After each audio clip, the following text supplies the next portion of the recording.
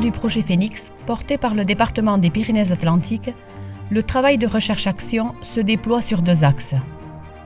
L'axe 1, sur les techniques de réhabilitation du bâti ancien dans le respect de son environnement architectural et urbain.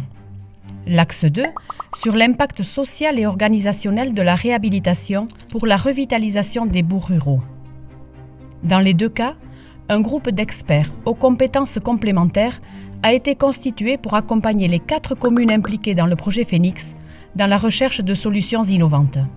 En complément, l'expérience et la connaissance territoriale de l'ODAP, agence d'urbanisme Adour-Pyrénées, est mobilisée pour soutenir et alimenter ces recherches. Le groupe d'experts de l'axe 1 est composé de 3 structures. Nobatec, chef de file de ce groupe, est spécialisé dans la recherche d'innovation sur les questions liées aux performances énergétiques et aux nouveaux matériaux. Solia Pays Basque, fort d'une grande expérience dans la réhabilitation de bâtiments anciens et dans le travail avec les collectivités.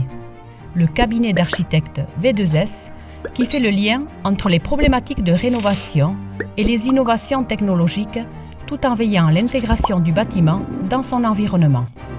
L'idée de notre intervention, c'est de voir sur les 4 bâtiments qui ont été identifiés, comment réhabiliter techniquement ces bâtiments pour en faire des bâtiments avec des niveaux de performance énergétique, des niveaux de confort d'usage qui soient acceptables par la population. Penser par des moyens innovants au devenir de tout ce patrimoine-là.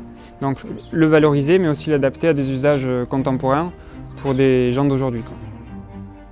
Et pour vraiment déterminer la bonne solution de réhabilitation, la première chose à faire, c'est de bien comprendre le bâtiment dans son état initial. Donc on va faire des sondages, on va analyser structurellement le bâti, on va analyser les matériaux, on va analyser sa conception, on va analyser la distribution des pièces, on va analyser sa situation, etc. Le projet Phénix permet au groupe d'ingénieurs et architectes d'expérimenter de nouveaux outils et méthodes de travail autour de la réhabilitation du bâti et par la suite de généraliser les plus performants. Par exemple, on fait intervenir sur ce projet un géomètre expert, un cabinet de géomètres experts qui s'appelle Bigourdan, pour faire du relevé par scan 3D, ce qui nous permet finalement d'avoir des plans précis. C'est la base de toutes nos simulations thermiques, énergétiques, sur le confort dans le bâtiment. Mais je pense que ce qui va être important de ce projet, c'est qu'à la fin de ce projet, on sorte vraiment des outils qui puissent être utilisés par les acteurs pour après déployer ce genre d'opération de manière très naturelle et très peu coûteuse finalement. Il faut aussi s'assurer que les entreprises locales seront en mesure de mettre en œuvre ces nouvelles solutions lors de futures opérations de réhabilitation. Il y a une étude aussi qui est menée dans le projet pour connaître le tissu artisanal local, mettre en adéquation les solutions techniques qu'on va préconiser dans le projet avec la capacité des entreprises locales de les réaliser.